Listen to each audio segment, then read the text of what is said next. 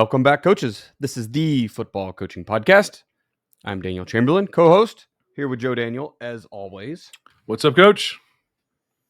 Well, we're 3-2 on the season, 2-0 in district, 1 in a absolute shootout against what I think is supposed to be the second or third best team in the district. We are the other one, and we don't know if we're 1 or 2. Maybe we fall off from here and we're the 4th. I don't know, but we're pretty solid. So coaching staff is good. It's a good place to be right now, I think. Nice. You know, when you schedule those well, you don't know what it's like because you don't get to, but a lot of people get to schedule these pre-district or pre-conference games, your 3 games in the beginning of the season. This has been a great school to be at where we played way above our means in 2 of those 3 games. Yeah. And we lost them. But, man, they made us better. Like when you're thinking about rebuilding the program, and this isn't a rebuild. This team won 5 games a year or something pretty consistently. They consistently won most of their, a majority of their games. More like trying to get over the hump of that. Yeah. Get out of the middle of the pack. They really got rid of their coach because the admin wanted to get away from Flexbone. It was time to spread out and go do something more fun, right? And at least from the outside looking in. I'm sure there might have been other stuff. I have literally no idea, but that's what it appeared to be. So if you're doing a complete rebuild 0-10 team, maybe you don't schedule a powerhouse. No, I think with those you kind of want to get some confidence in the kid. I mean, your Right. Your number one thing is get some kids some confidence. But man, it sure was nice to go out and get kicked in the teeth, lose one bad and lose one really close, and then now it's like we know how to win. We know how to fight for that, and it's given us that ability. We weirdly enough gained confidence through a loss. Like, yeah, that team kicked your ass, but they're a full level above you, and they're probably going to be state champions this year. And you fought with them for 3.5 quarters until, as you've said before, we ran out of bullets. So, right. Anyway, it's been nice at this point in the season. Hopefully, we can continue. We've got a good game this week. I don't want to give them any bulletin board material, although this won't be out for 2 weeks anyway, so the game will be over. But kind of a trap game if we're not careful. It's versus a Flexbone team, which breaking down film right now is the most boring thing ever. Oh, look, it's Flexbone, and they run power. And it's Flexbone, and they run power. Oh, shit, they went tackle over, and they ran power. I like it. I would love to be that team. I would love to do that. But the next week we have the game, so right, we'll see. Anyway, how are you guys? Nothing exciting to report. We're going through some growing pains, some struggles. 2 sophomore quarterbacks, sophomore running back, freshman. We're starting a freshman. We're starting on defense, and we just called up a couple other freshmen to help out with our numbers are we're dropping like flies. I said, did you get the injury bug this year? Yeah, I mean, injury bug among other things. Being young to begin with, our entire offensive line has a total of about 5 starts or 6 starts under their belt before this season. One guy, and so. Now they're coming along as far as the offensive line. They're starting to understand some things and starting to. It's fun to see them because that's the one. It's been a tough year, but seeing that offensive line, who will all but one be back, and we have another freshman who's contributing there that will be back. So we'll have 5 experienced now linemen coming back. So, it's good to be on that side, that end of the cycle next year. But we spent a week just doing the first two steps, right? This is week 5, week 4, whatever. And that's where we're at, is like, we just had to hit the reset button and be like, go back to basics. With them, we had to go back to some basics with the quarterbacks. We had to go back to some basics with the receivers. We're having growing pains right now. Same thing on defense. We're just figuring it out. We've got some guys that we probably didn't expect to be contributors, or maybe hoping that they would be contributors, and we're relying on them, so they're having to they're under fire right now, and they're having to figure it out. And the teams that we're playing, we're going through the most brutal part of our schedule. A couple teams that might have a shot at a state title. We're going through that most brutal stretch of the schedule with that. So we open with, so as I've talked about, we no longer use districts. They changed to conferences, but the old districts are still the basis of most people's schedules, right? We have traditional, our districts didn't change for years and years and years. I think 30 years maybe, that even as, some schools got bigger and some schools, we have 700, and I don't know what Thomas Dale's enrollment is, but it's not 700.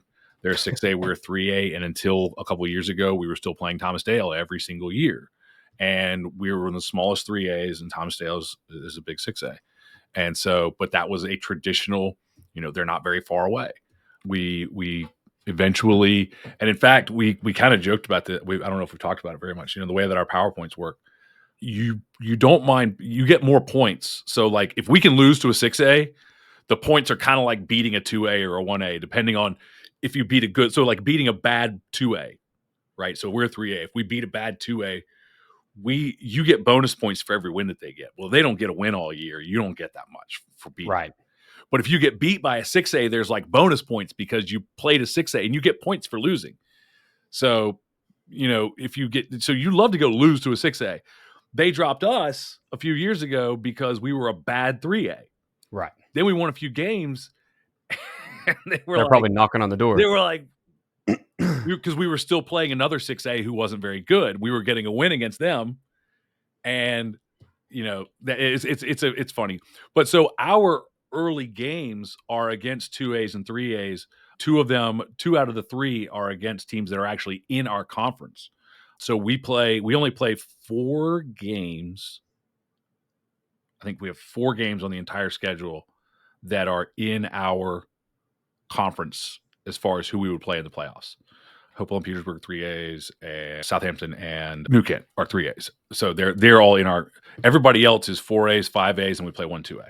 This year, last year we played 2 2As, and one of our 4A opponents who's really good went and played one of those, out of state games, and so now they're back. Welcome back. That's great to see you.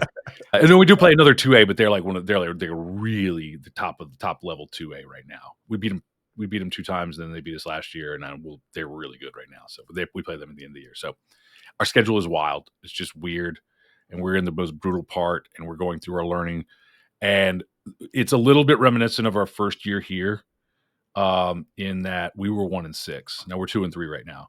We were 1-6 going into our last 3 games, or maybe we were 1-5 going into our last 4, when we won 3 out of 4 and finished 4-6. And so, and the schedule hasn't really changed. The middle of the schedule is brutal. There's still good teams, and nobody on our schedule is terrible on the way out. We have a very tough schedule, but it feels like our kids are maybe hit rock bottom of the learning, and then we're starting to turn. We'll see what happens. So optimistic. Anyway, yeah, moving on. I don't want to talk. It's kind of it's good you kind of talk about that, like having to play those 6As and stuff. I realize you don't really want to talk about it because it doesn't feel very good right now. No, I feel terrible. That is what we're talking about tonight. Is like we're going to talk a little bit of pulling off an upset. Obviously, we just got out of maybe the best weekend of college football. I mean, in my recent history, in upset, in terms of upsets, When you talk about upset, we talk about competitive games, top to bottom. These are actual D1 teams.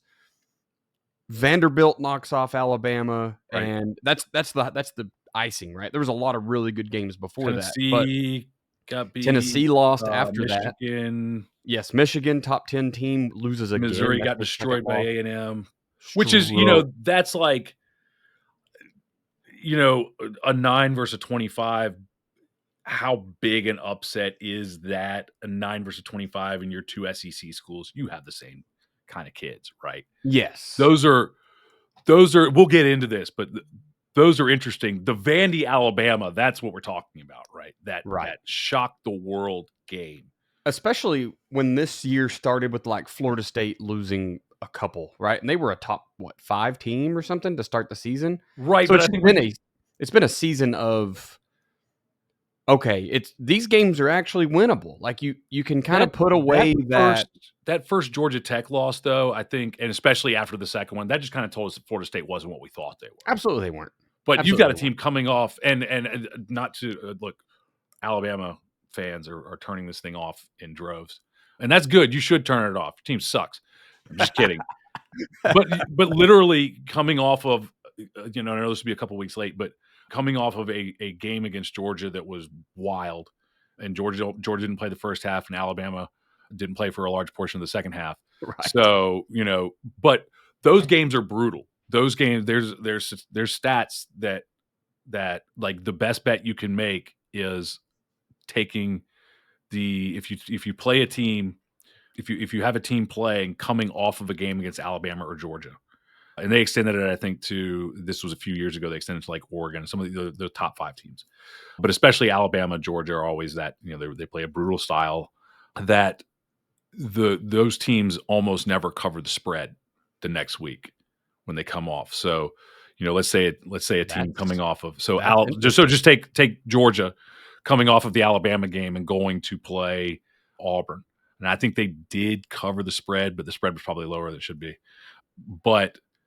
That would be the position where you would say, like, okay, Georgia's coming off of this brutal week. This is Auburn's shot, and obviously we saw it go the other way with Vandy. That's the only reason Vandy has a very good quarterback. But yeah, he's wild. He's a wild card. Yeah, but and that's one of the things as we go into this, and we can go ahead and jump in from here because that's what kind of sparked this conversation. But that's one of the things is you have to have some guys, some playmakers, I think, in general, not always, but you got to have some guys. Well, let's pay the bills real fast, and we'll just jump into our first question then. Hey, if you like the podcast, because our website is, God knows what's happening with it right now. If you like the podcast, tell another coach and share it with them, because the podcast, I know exactly where that is. And you can send a link to them. Tell them to visit joedanielfootball.com. Hopefully the podcast will be there. I don't know what it looks like right now. Or find it in the podcatcher of their choice. They can just look up Football Coaching Podcast in their podcast app on Apple. They can look it up on Spotify. They can look it up wherever they get their podcasts. Or if they don't know how to get a podcast, teach that old man how to download a podcast. Help him out, because you will find out that, like, you don't have to listen to the garbage AM radio stuff. AM right? radio, You can actually listen to useful things, and not just people who are, listen, I don't know if it's changed when this has come out in 2 weeks, but if you live in the DC area and you're listening to sports talk radio, just absolutely circle, with the Washington Commanders being 4-1. I mean, you've heard enough, dude. It's fine. You're good. Like, come on to the podcast. Just listen to a podcast. All right. You had Joe Gibbs. You shouldn't be that excited about this. Right. I will say that I know the website worked yesterday because I added my wife. The website currently works, yes. As a coach. So I don't know if that's ever going to go away. The website will work. I just don't know in what form. There we go. So my wife is going to do all the Joe Daniel class and then try to teach other wives. This could get interesting. It's going to be a whole thing. Interesting.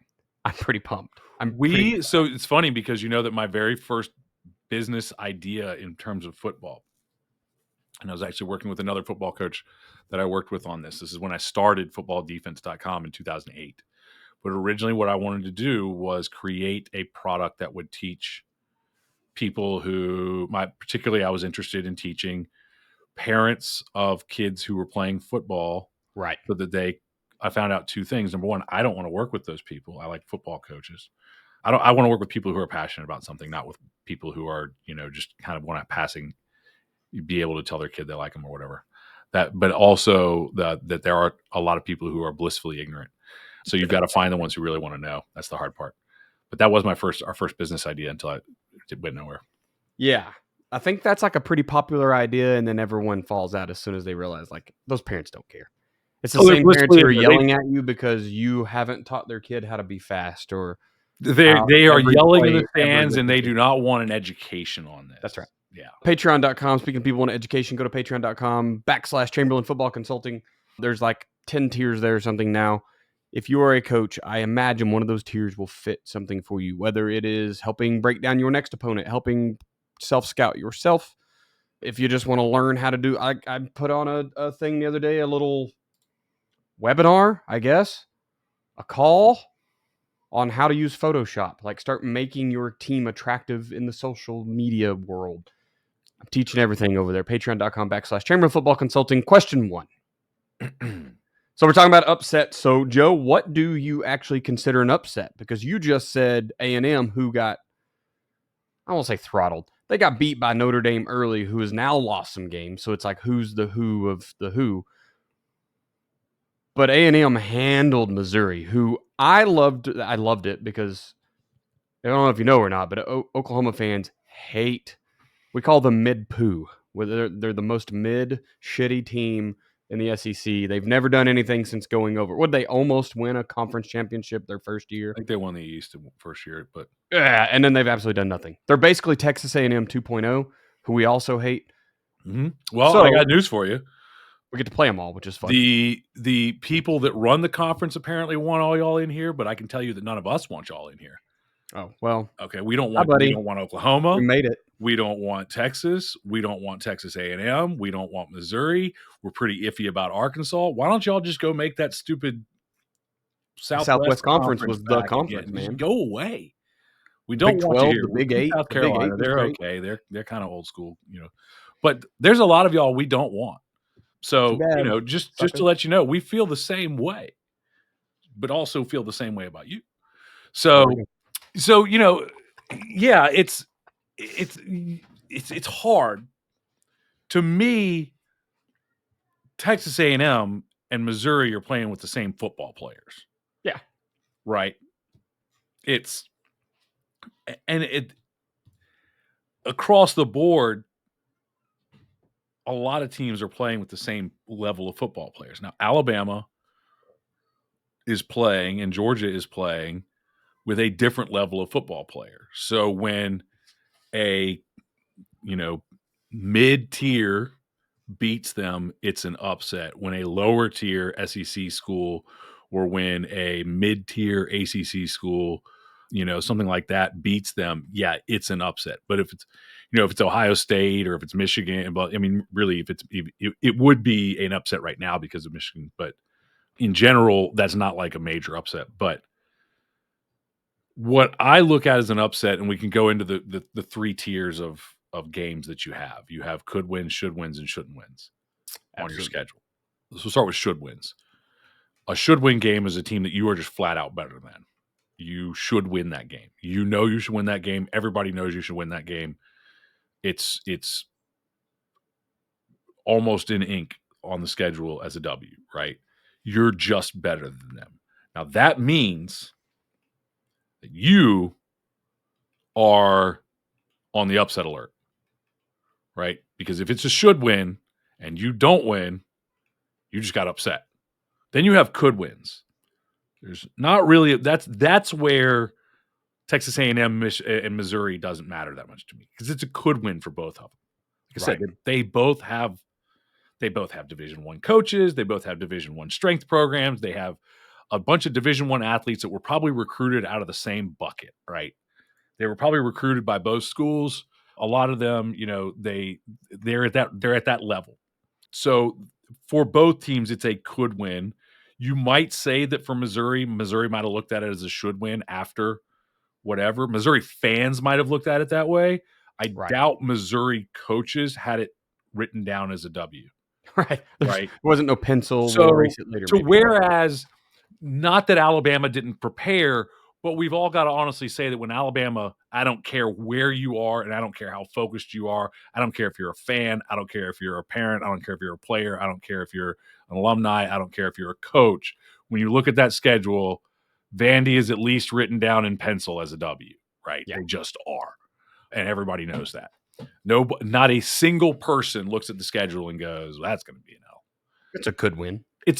Yeah. I mean, so could wins are your games that are, they're games that you can win, and they go from the top, Alabama and Georgia playing each other. For both of them, I guarantee you, Alabama and Georgia did not. Neither one of them had that as a should win. Neither one of them had it as a shouldn't win. They both have it as a could win. This is a game we could win. We know this could be a loss on the schedule. We know it could be a big win on the schedule. And most games that you play will fall into the could win. Now at the high school level, and of course that depends, like we've talked about, you have the teams like, I don't know what it looks like today, but I know that at one point Bishop Gorman could roll through everybody in Nevada, right? And so they had their out-of-state games that they played at the beginnings that were maybe could wins or maybe shouldn't wins, but then they rolled into their normal schedule and it was should win all the way through. That's an outlier deal. Most of us have, if you're an 0-10 team, you've hopefully got a couple could wins, and then you got a lot of shouldn't wins. If you're coming in and you're at the bottom, but if you're in the middle, you've got a lot of some should wins, some shouldn't wins, some could wins, but a lot of could wins. So in general, could wins, I don't consider that an upset. Now, there are cases where a game is a could win because your team is up that year and their team is down that year, but traditionally you are not supposed to win that game. Right. Those are upsets in everyone's eyes and including your players.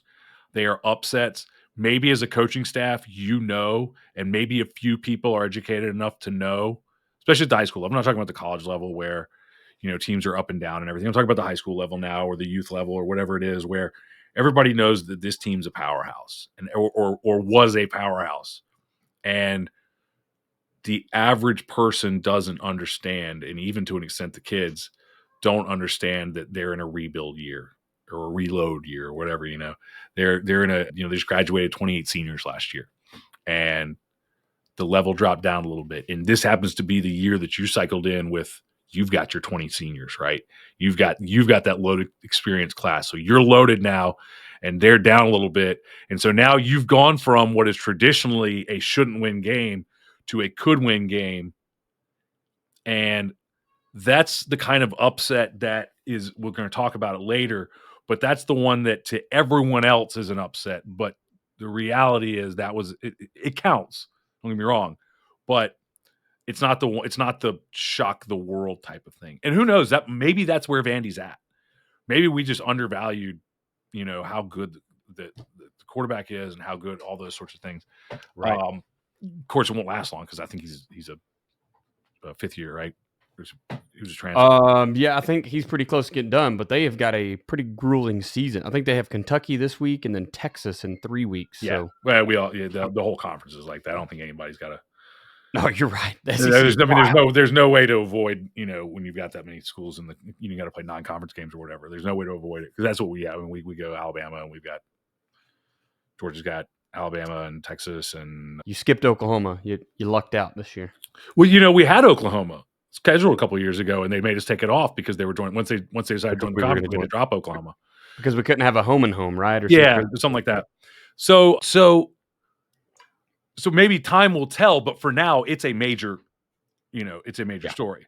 And I don't think I don't think there's any way that we can really say like, oh, well, Vandy's players are as good as Alabama's. They lost to Georgia Southern the week before or some crap. It's a major upset.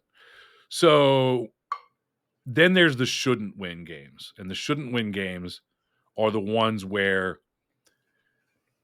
generally we say that they are, 4 touchdowns better than you. So could win games can still be an upset because they're better than you, but it's not a game that it's just like they're going to, maybe you do. Sometimes you do get blown out in those games, right? But going into the game, because you just don't play a good game and they play a good game. But shouldn't win games are games where if you play your best, it doesn't matter unless they're off that day. Right. If you play your best, it's still up to them, right? They get to decide who wins this game. Now, you have to play at a level that lets you have a chance to win if they play. Because nothing sucks worse than losing that game knowing that they tried to give it to you. That they turned the ball over, they fumbled, they made tons of mistakes, and you didn't play a good game, and so you still lost. That sucks. So you got to be ready for if they make those mistakes. But those can be absolute program changing wins. I think the ones where you get over the hump of maybe a team that's been dominating and is down a little bit, and you've been trying to get out, like your team is in that mid tier, and you get that team that's at the very top, that's the state championship team that you play every year, and they steamroll everybody, and then that next year they're kind of down a little bit, and that's your chance to jump out, right? To break out of the middle of the pack and be, hey, now you got to think about us because now we're in the top tier now, and then it becomes the key is to stay there. But those shouldn't win games can legitimately, I think more than anything, those shouldn't win games can announce a team that is coming. They aren't a team. I think they're very rarely a team that isn't ready and just happens to play the game of their life. It's usually a team that is ready or was almost ready, and that's the night that they got to that point and nobody else knew about it. Like nobody else knew until it actually happened. And that's the night that you put everybody on notice. That's the night that everybody finds out. My first year of coaching was my first year in this district was in 2003.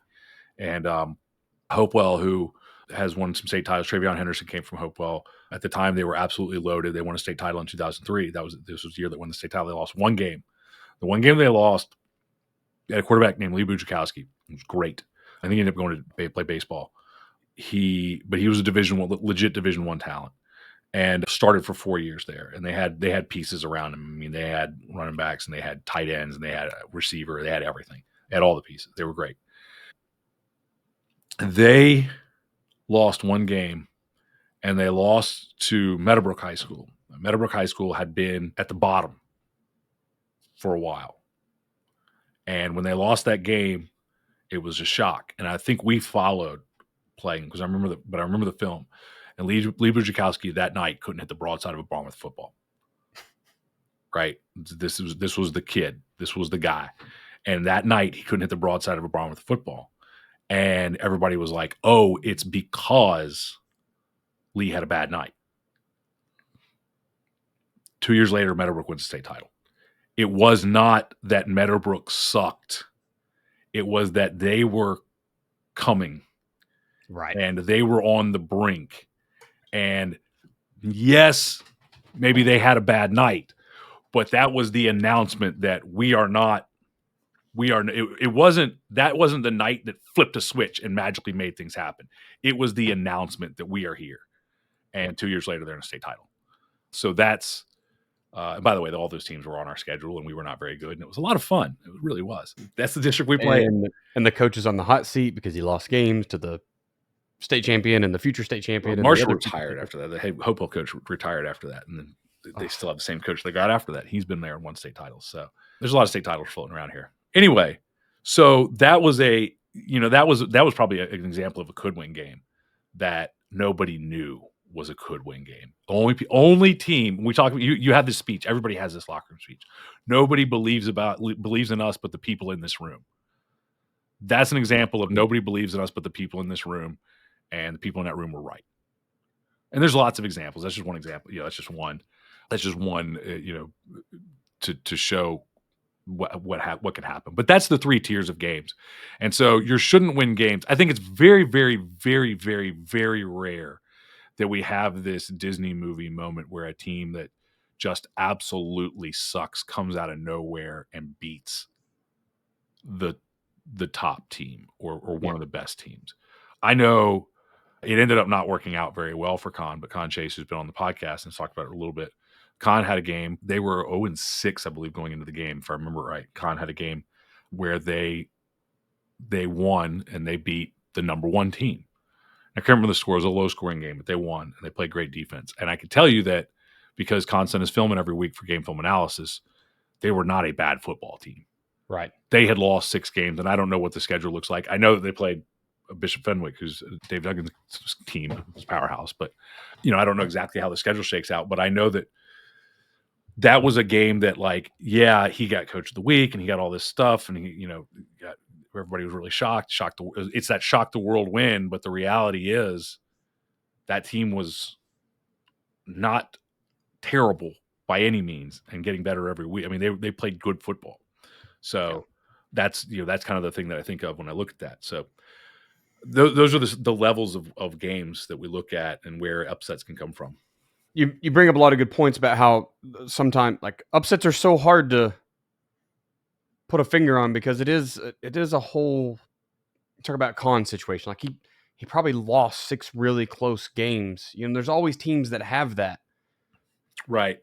5 losses by a total of, 7 points or it's there's always that team and you're like literally it's a game of inches. There's so many mistakes. Right. The refs could make a mistake and we won't mention the refs too much more because now we've had Mike D, the referee, on the podcast. Like we understand that they're just pretty doing rare that the refs are the reason, but yeah, they might call one. It might be one bad call.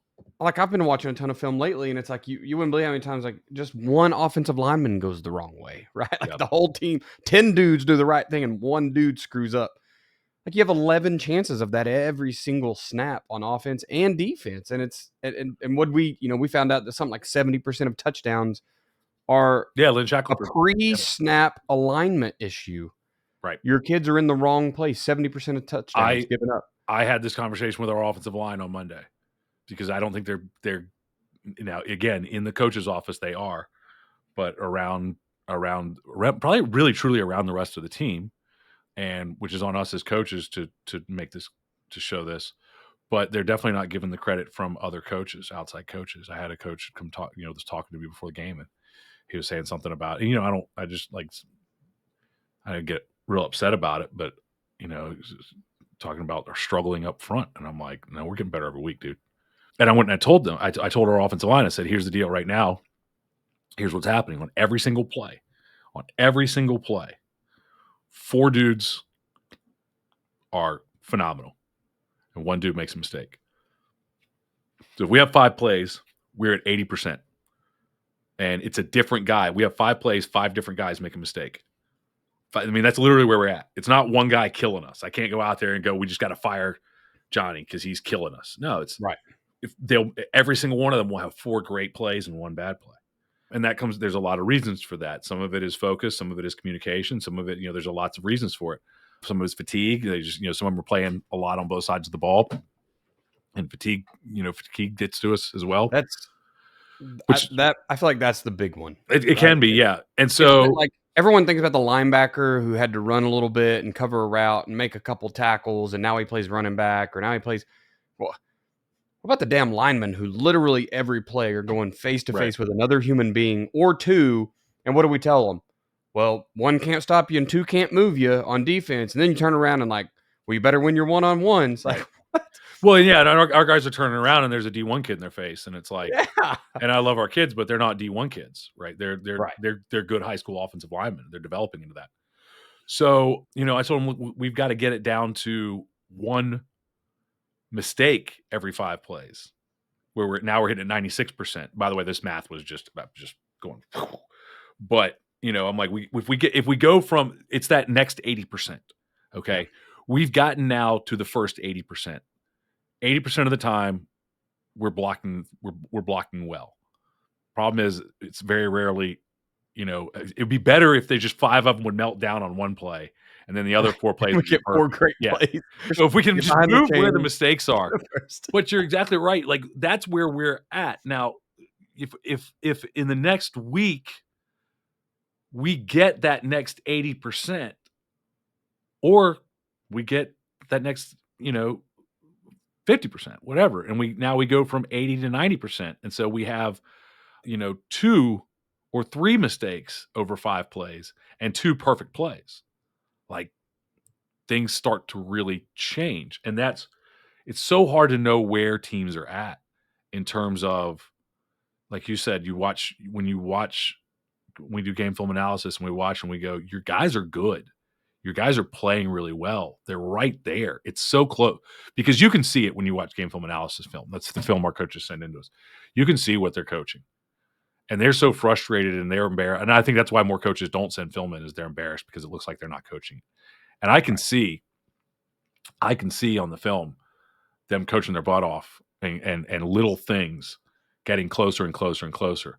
I'm doing the same thing every week. Like, this is just what coaching is just fixing problems and solving problems. And the things that are on film are not a reflection of the coach. Like, you guys have to get out of that. Like, that old, if you're the Still coach kids. and you're allowing it thing is so, I mean, I understand that, but like, I because know you hate that quote, and I love it so much, but I understand why you dislike it. yeah, it's just it's the human element, and kids get so up in their head. They get up in their head about whether it's something that they perceive, whether it's the kids on the other side of the ball, whether it's feeling like they need to do more, whether it's a lack of confidence. Kids get so up in their head about things, and that's where we have to like start solving problems, figuring out, finding solutions. So, but yeah, like, you can have a team that is right there and it's not recognizable to the average person that how close they are. Let's jump into question 2 before we spend all of our time in question 1 tonight. And we've barely brazed upon this a couple times already, but why are these upsets so important to us as a program, as coaches, as players, a fan community? Why is this what we need to go out and do? I think it's a chance to establish belief. And coaches who have coached at traditionally losing programs know this. It is so hard to get that losing mentality out. That losing mentality is basically can be summed up as here we go again. Same old us. Where a team will play, and I watched it for years as we bumped along at 4-6, 5-5, 4-6, 5-5. We were better than 3 or 4 teams on our schedule. We were kind of even with a couple teams on our schedule, and then we had several teams that were just better than us. We had 4 that we just couldn't get past. They were the upper tier. And every season we would have one of those games. A lot of times it's the same school, right? But every season we would have 1 or 2 or sometimes 3 of those games. We would play the top teams, and we would play them tough. We would play them brutally tough. And then, we'd be down by 3 or down by 7 going into the fourth quarter, and then they make a play, or we make a mistake and they make a play. We get a punt blocked. We get something, one of those momentum changing plays, or even they just drive down the field and they score it. And now it's a 2-score game, and just the team immediately nosedives and goes, "Yeah, we're the same as ever." If you can get one of those, immediately you can come back and point to that and go, "Remember the game that we had against such and such? Remember that game?" And we can point to it and say, "We're not the team that we used to be." It can be absolutely program changing. Teams are slotted into tiers. And there's the bottom tier, there's the mid tier, and there's the upper tier. And if you look at Vandy, Vandy has traditionally been the bottom tier of the SEC, right? Right. They get into a I mean, bowl they're a game. laughing stock, honestly. Yeah, at times they've stumbled into a bowl, not stumbled. They fought their way to a bowl game. They had a couple good years here and there, but traditionally, as far as the SEC goes, they're toward the bottom. You look at Kentucky. Kentucky has traditionally been at the bottom, fought their way to the mid tier here and there, and then they'll, can't seem to break out of it. That's where with high school teams, we generally have the teams that are traditional losers. They don't have a lot of football players. Maybe they're a basketball school. Maybe they're the science magnet school. Maybe they're the smallest school, whatever it is. And then you've got the teams that are powerhouses. It's really interesting, though. We don't get that much credit for this, right? Some coaches do. If you stick around long enough, you get credit, but a lot of coaches don't get credit for it because if you have a good football team, that means that you have good players. Like if you win games, you don't win with guys who aren't putting up numbers, right? But generally they will say, well, they've got these players, or how do they get these players? Well, we run a great weight room. We run a great speed program. We work very tirelessly to get all of these kids to play for us, and not be year-round baseball players, not be there's a lot that goes into that. This is really interesting sometimes when you have coaching changes and you'll see a program either rise up or fall off. And it's almost always like, well, they were getting these kids in. It's like, well, I'm sure it helped. But, there's one school around here that for years and years was dominant. and they've recently like really fallen off. And it's like, I don't, it's a big, same kids that they've always had. The demographics changing a little bit, but not that much. So something else has changed. You just got to figure it out. It's a win like that can absolutely be the thing that propels your program into that next tier, establishes belief. It might be the thing that gets kids excited to come back, that gets kids excited to be in the weight room. That all of those things to see like there's something here. It's just get the community excited, which by the way can be good and bad. Expectations, right? It's pretty nice when they have no expectations. Once you You get start a 3-win statue. you start winning, and all of a sudden they have expectations. And now your wife can't sit in the stands again. Oh man, one of my youth coach consults, his wife recently learned that lesson of you don't ever sit with the rest of the fans because they just badmouth your husband like he doesn't know what he's doing. The guy clearly knows what he's doing, so that kind of sucks for him. Yeah, it's you've said a lot of the big things about just this. It really helps get that buy-in for all of the other things you're doing. Yeah, right. The things that got you there, it really gets kid to buy it. So whether it is the weight room, the off season, recruiting the hallways. Nowadays, we also have to think about the transfer portal, and you guys just have a straight up transfer portal. It's so wild. Like we do now. It's Richmond more City has limited so for us, Richmond City has a transfer portal, and I believe Chesterfield, who's the county north of us, has a transfer portal. It's not a transfer portal, but it's essentially open. We just call it open enrollment. we've had, I think we had non-athletic open enrollment for like 5 years, but they finally let. Now it's only once, and it's actually makes it a pain in the ass for the kids. Like if you do make that switch, you can't play football ever again anywhere else in the state. Like, right. So if you'd even wanted to go back to your own town, I don't know if you can. There's a lot of stuff to it. Yeah, but we don't have that you yet. have to think about it, right? We're I work with Kenny Simpson a lot, right? And he's got like 18 transfers into his program this year. Well, when you win 8, 9, 10 games a year, that's what you're going to see. But if you're not a team that's doing that yet, that one win could be what starts to bring those kids in. I like what you talked about, is bringing those year-round baseball players, those specialists or single sport athletes, getting those guys in the door. Like, hey, coach, I see you knocked off the town rival. No one's done it in 25 years. Maybe I want to play, right? Most of those kids, you'll find, not all, but most of those kids, and this may not be true everywhere, most of those kids played multiple sports, right? Most of them played football in middle school or youth football or something like that, at least a year. And so if you can show them that things are changing, now that can be a coaching change, and then showing them that this coach is going to do things differently and do, get them in that. You've got to show them that something has changed, that, hey, come back to us. You're going to like playing football for us. And whether that is we do things differently in practice or we're winning games, we had this big upset and you want to be a part of this. Kids want to be a part of things. Yeah, they do.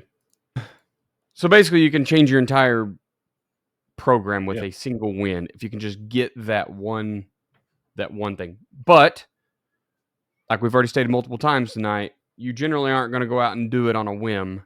You're not going to get that big upset by accident. It's usually, what do they talk about? Like, man, when preparation meets opportunity, right? Exactly. Like that's a perfect. That's when special things happen, is when I've already been putting in the work. I've bought into athleticspeedmovement.com. I've bought into JDFB football. We're running these winning programs that are proven. We're doing it year in and year out. And now we get, Jimmy's and Joe's matter, right? It's a hard fact we all have to swallow. Is like, if you were terrible, dudes, you're not going to become a state championship team unless a couple kids. There's no pre-game speech that's going to get you there, right? It's. What did I hear the other day? I heard a quote, and I hate it because I love it, but it's like hard for me. But basically, like, success is just doing a lot of really small tasks every day, right? Yep. It's doing a small winning regimen every day is how you gain success. So that's what you're looking for too. Yeah, But I think these upsets are so important because they do show, hey, this is working, and it helps other people buy into it. Yeah, I actually put it in the JDFB newsletter this month, which I didn't know what we were talking about because I don't actually know what we're talking about until I show up the night of the podcast.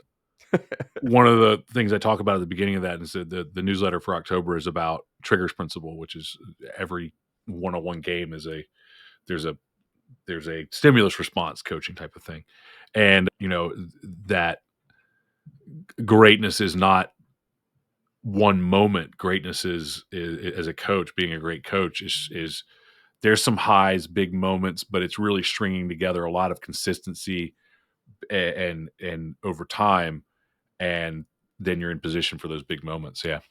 So part 3, we're going to talk about how do we approach these types of games, and I want to kind of start it off here. You said something about, as we kind of got started with the show, and it stuck out to me then.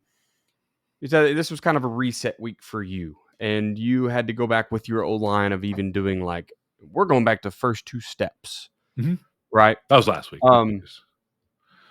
And Took a third step this week. right. But you rest consider of the play that is, a reset. Rest of the play is Jesus take the wheel right now, but right. We're up to step 3. So obviously, I was around a really good program last year over at Owasso, and this year they are dominating everyone.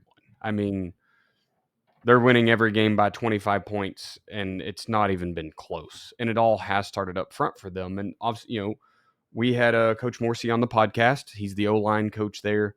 Shout out to Coach Ratcliffe, who has yet to be able to find a space to come on and talk ball with us. But something that I really picked up there is that their everyday drills are still the same simple task. It's first 3 steps. It's practicing a combo to read to who comes off. It's your pass setting steps. And like that's how they open every day. So I was a little surprised here you say you had to go back and reset and get back to that because I just watched them do it every single day. We're in the playoffs. We're week 2 or 3 in the playoffs, and every day starts with these true everyday drills.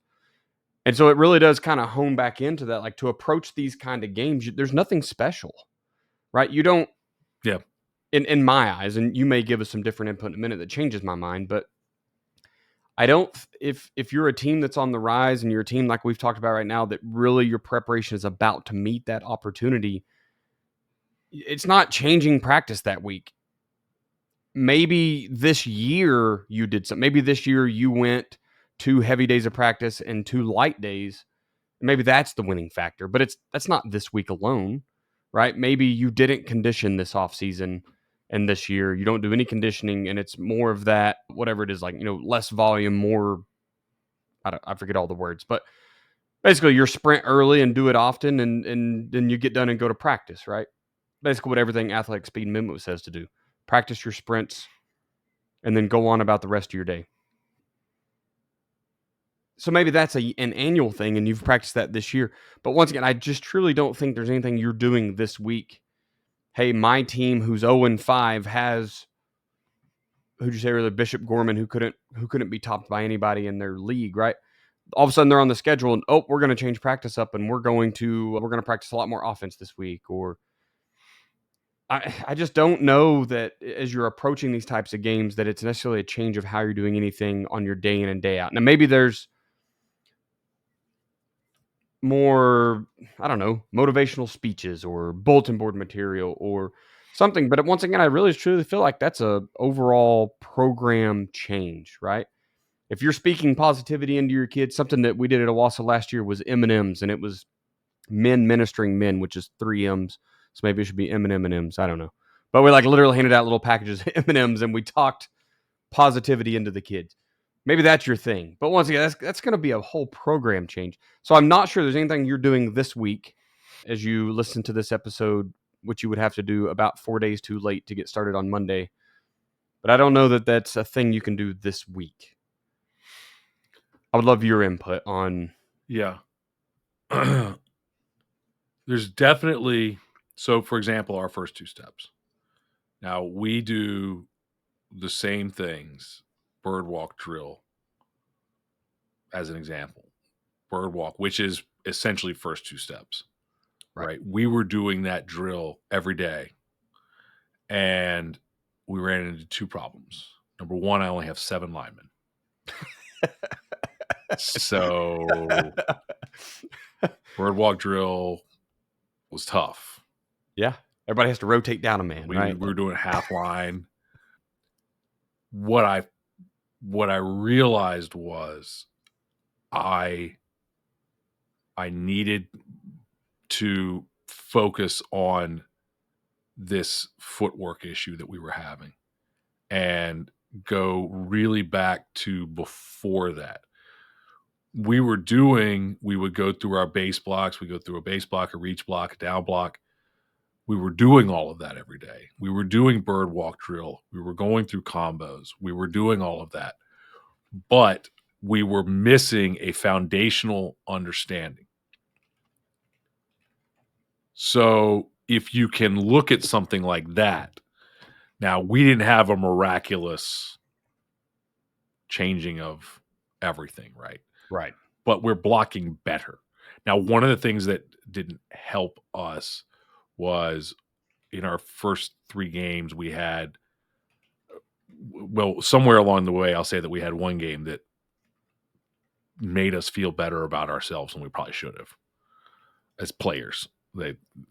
They were helping. They weren't bad, but they were helping us they were undisciplined, and that was working out for us. But if you look at something like that, where we've been essentially building the house for the last 8 weeks and realize that there's a crack in the foundation, and we go in and repair the foundation. Like I said, it hadn't done it for us yet. We are much better, but we're not like all of a sudden, dominant. But that is something where if you think about it, a house with a cracked foundation, that ain't good. If you repair the foundation, everything's pretty solid.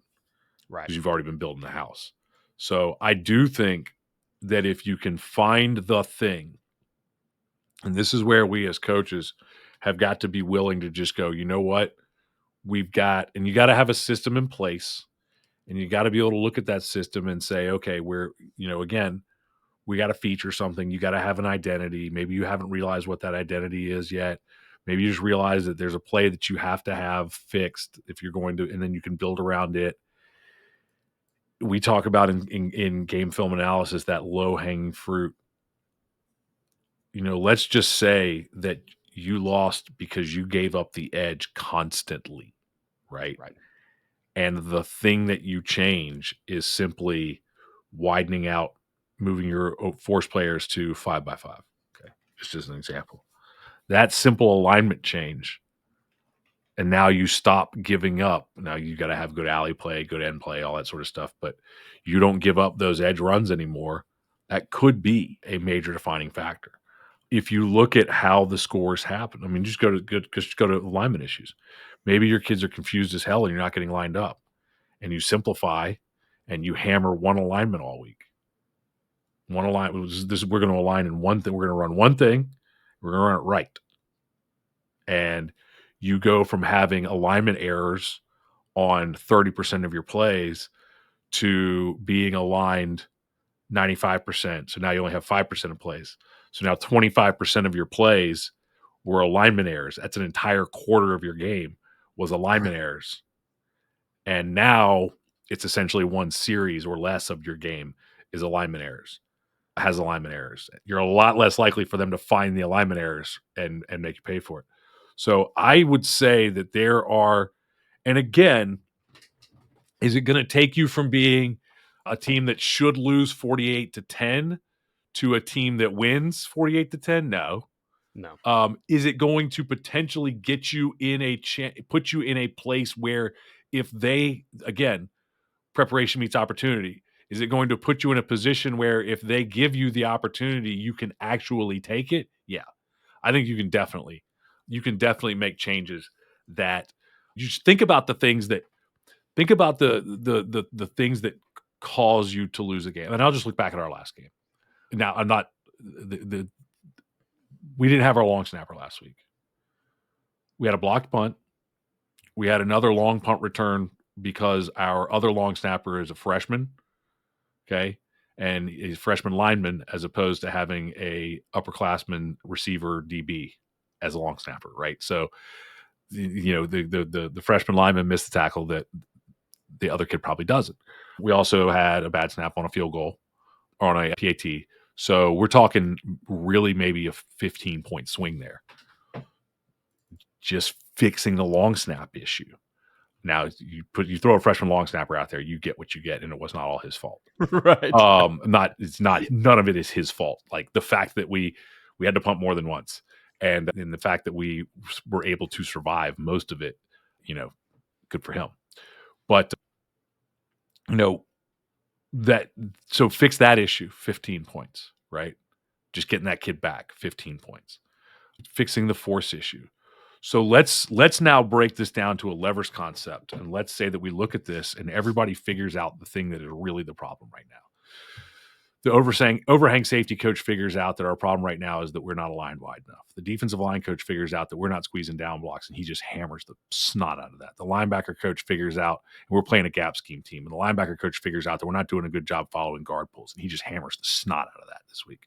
Okay, this is a team that could tackle, that could run, that could do things, but we weren't in the right places, right? We were getting kicked out. We were getting outflanked. We were getting outnumbered because we weren't following pullers. We figured out that we had bad alignment on the corners. They were outside leverage, or they were too tight and giving up deep balls, or they were too loose and giving up easy look throws, or whatever it is. We fixed the alignment with the corners. Okay, we fixed all of those. Those things were all problems that we just identified, zeroed in on, and fixed. We can become a much better defense. Now, if your problem is we suck at tackling because we are unathletic and slow, there are things that you can do to get better, but there's a lot of teams, everybody out there, you play these teams, you play these teams, I play these teams, everybody plays these teams. There's a lot of teams out there that are not living up to their athletic potential. Right. And so, no, we're not going to change the athletic potential of a team. And then you go on offense and you change the first two steps of the offensive line on one play. Your feature play, they just weren't blocking you right. You fixed the timing because the running back was standing 3 yards behind the quarterback in pistol, and so he was taking too long, which caused the offensive linemen who were already struggling with their first two steps to have to stay engaged in the block too long. You fixed the quarterback releasing the ball on 3-step drops. He was holding it. He was doing 5-step drops on 3-step plays. Now he's going 1, 2, 3, bang, the ball's out, and he's throwing it. And he's making the pre-snap decisions that are there. But really, he was always making the right decisions. He was just taking too many steps, and the ball wasn't on time. You fix the receivers putting effort into their blocking down the field. You're getting hands on the safeties, and so 8-yard gains are turning into 15-yard gains. So I fixed the first two steps of the offensive line. I fixed the quarterback releasing the football on time. I fixed the depth of the running back, which takes no talent. I fixed the receivers just putting effort in, which takes no talent. I'm talking a couple touchdowns. I just took 2 touchdowns back on offense and 2 touchdowns back on defense. So I can make an upset happen with that. Your practice matters and the preparation that you put into it. And also, when you have an upset game, chances are the one behind it isn't an upset game. So this is a great week to fix all those things, right? Because even if it doesn't work this week, you'll be better for next week. And so we should always be doing this. But you can change the attitude of your players during that week. Sometimes these are great weeks to change the attitude of your players because the pressure's off, right? The pressure's off. Nobody expects you to win this game. Right. Nobody. There's no pressure. Just go out and play. Screw it. If we lose by 50, we lose by 50. Everybody thinks we're going to lose by 50. So if we lose by 50, everybody just goes, yeah, they lost by 50. Here it is. Who saw that coming? Besides everybody. But hey, maybe we go out and we lose by 40. And go, Is that a surprise? Maybe we go out and we don't get running clocked. Hey, at least we made them keep the starters in for 4 quarters. All right. I don't want to see the backups. And I'm not telling the kids all this stuff, but we might, and you might find a kid who's got something who comes up that week. So I think you can make a tremendous impact in that week, but you are right. You can't take a team that has nothing going on for them and suddenly turn all of that around. There has to already be something there. Like I said, all those defensive things don't matter if your team doesn't run to the ball, doesn't tackle, doesn't do any of that stuff. If your team is misaligning, not running to the ball, not tackling, not doing any of that, and quite frankly doesn't have the ability or the care or the concern or the skill. We had a tackling issue. We're still having a tackling issue, but we've had kids have a tackling issue this year who never had who I know how to tackle. Right. It pisses you off. In fact, we didn't open field tackling. I'm still pissed off. I'm as pissed off today as after we had a great drill session of it as I was. Because now you know they can do it. I've known they could do it. These kids I've seen these kids play before, right? Most of them. And so, but they were tackling like utter garbage. And so I go out and I'm like, all right, we're doing an open field tackling drill. And I'm like, all right, if you've got to get 3, I'm like, I don't know if they can get 3. So I'm like, you got to get 3. And some of them hit every single one of them perfect. And I'm like, okay. Like shooting free throws, you got to get somebody before you can leave the gym. So I have a question, because I've heard you say kids only really miss tackles when it's open field tackles one-on-one. Absolutely. And one-on-one tackles should almost never happen. Right? Because there should be a force guy, a spill guy, and an alley guy all meeting. So with missed tackles, is there anything you're doing to go back? And I know you're not the DC, but Sure. Is there anything you're doing with your group to improve and get back to 2-on-1 or 3-on-1 tackling? Well, all I can do as the safeties coach is, yes, I'm hammering my guys on rip outside. Okay. Right? So not giving up the edge. And we did a better job last week. I'm hammering them on alignment. You should never be head up. Right. You should, so I'm hammering them on alignment and rip outside, basic stuff. And then I had them do open field tackling drills because it is happening way more than it should be. And so we do open field tackling drills just to show like we can do this and to go through some of the things that matter about it and go over the open field tackling stuff. I hate doing it because we are running a risk. A small school with 20, we're down to 22, 23 varsity players right now. So again, with their injuries and everything, and we're pulling JV kids who just aren't ready, but that's where we're at. And so when you're having those issues that you have to fix by doing a physical tackling drill, you're holding your breath every single time. Yeah. I went to the head coach. We scored 2 labrums in the same tackle once, right? Yeah. Like 2 starters out and then the exact same tackle, one-on-one. I went to the head coach before practice and I said, "Is our trainer here?" He said, "Yes, right over there." Okay, good. I said, "Here's what I'm doing because I can't deal with this anymore." And he's on the same page. He's like, "Yeah." And I was like, "I'm scared to death." And he's like, "Yeah." But me too. We're, pulling levers, right? Levers is alignment. We're pulling a lot of levers. And, that's one of them is running different drills. And this isn't like a wildly different drill. It's a quick whistle. We're not even very few of them even went to the ground, right? Get them held up so that help can get there. Right. That's one of the things that, would just the, grabbing cloth type of thing. Just grab cloth, hold on, help's coming.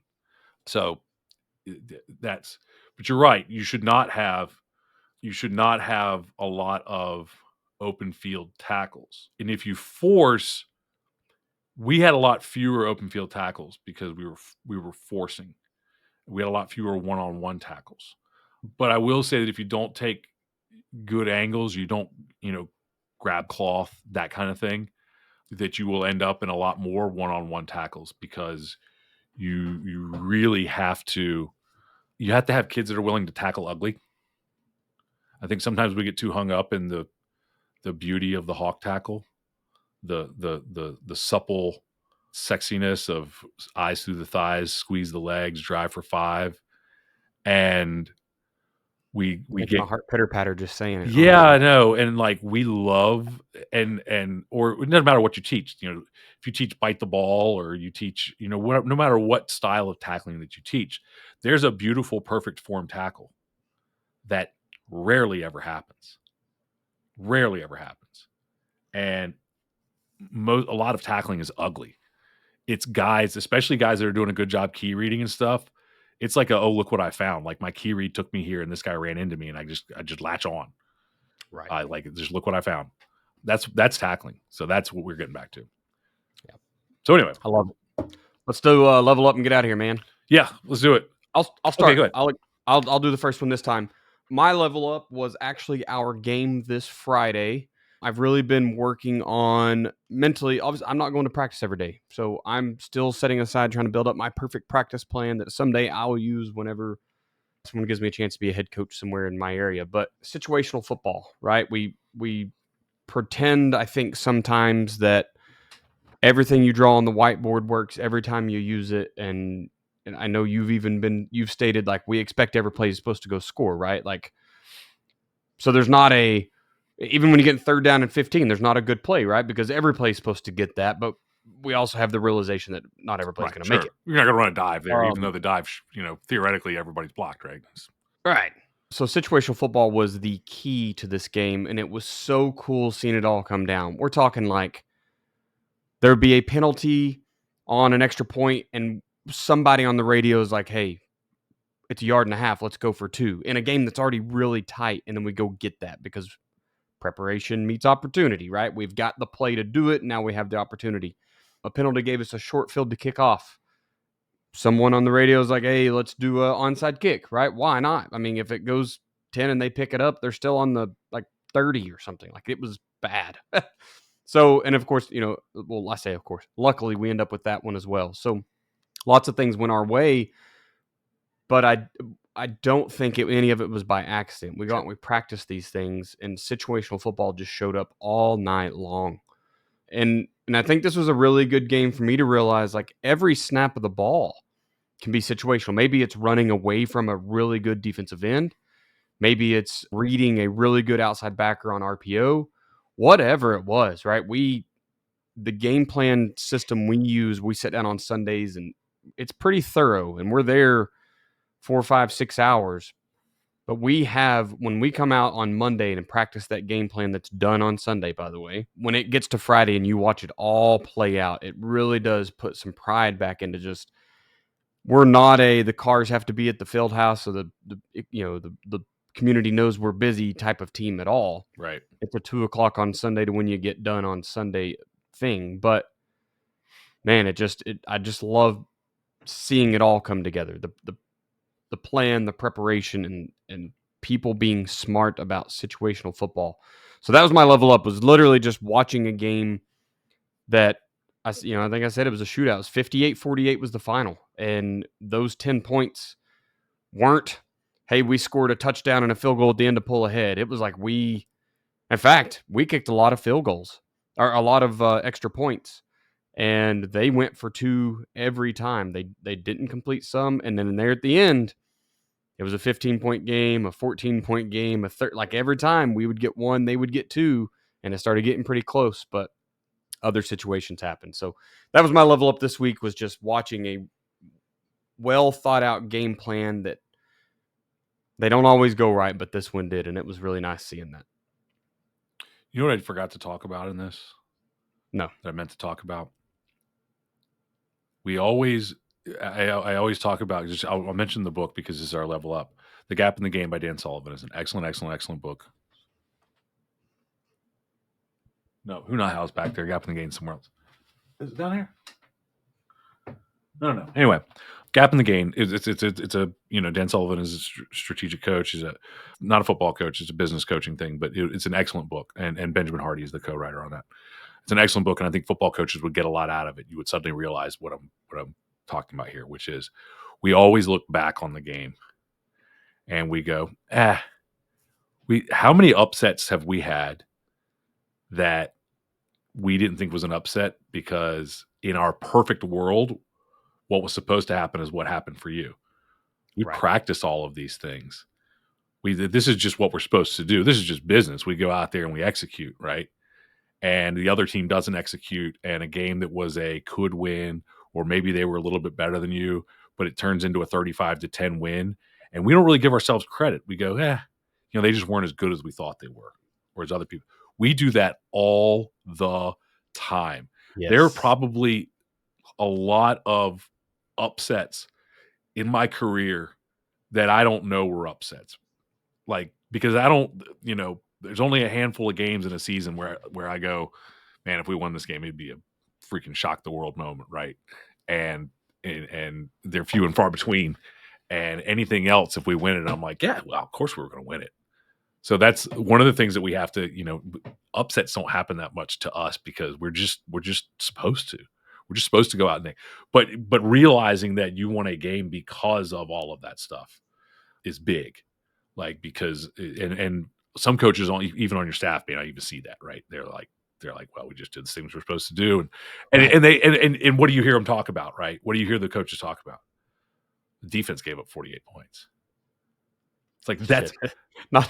We've been lucky. This defense has carried us for right for 4 other games. But a lot of teams will just focus in on we got to fix the defense, and it's like, right, agreed, but there's good things happening. They practice too, so that's cool. So mine. So now my level up, which is going to be short, and it's not. I was like, I decided this is going to be my level up, and I'm just going to talk about it, even though this isn't some sort of inspiring thing. I have a Steam Deck video game console. Plays Linux, actually Linux based, but plays PC games on a handheld. The Steam Deck is a very large handheld. Handheld it is held in the hands, but you don't slide in your pocket, right? But I have a game that I love and I have owned for 10 years, and I did not actually get to play it because my computer couldn't run it until about 2019 or 2020. And I didn't finish the base game because it's a very long game until 2022, I think. Because even once I got a computer to run it, I kind of bounced off. I played about 5 hours of it, and I was like, "Nah." And then I came back after a while, and it clicked. And now it's one of my favorite games of all time. But I have it not in Steam, which is like the main PC thing. I have it on Good Old Games, and that's not necessarily. I knew there was a way to make it work, but I finally sat down and I was like, just tinkering around on Saturday. I think my wife was out and my son was napping, and I was just like, okay, I'm gonna play with this.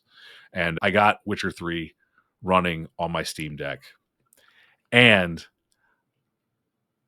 10 years later, I finished there are 2 DLCs, downloadable content.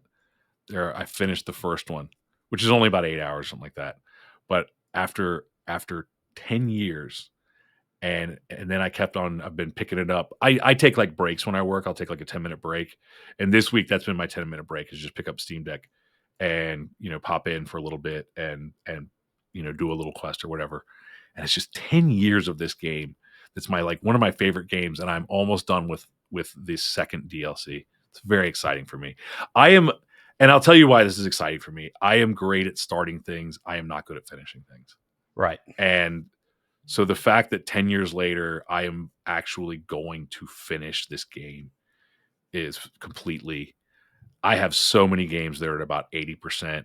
I have so many games that I am on the final boss fight, right? And I'm just like, I tried it a few times and I got distracted, and so I'm excited about it. I've never heard of Good Old Games.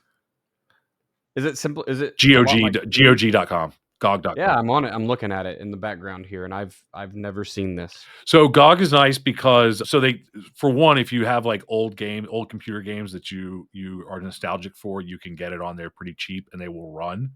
PC games are notoriously difficult to get running, older games to get running on newer computers because of the difference in the speed, the difference in the hardware now. But the other thing that's great about them is that they are DRM free. So there's no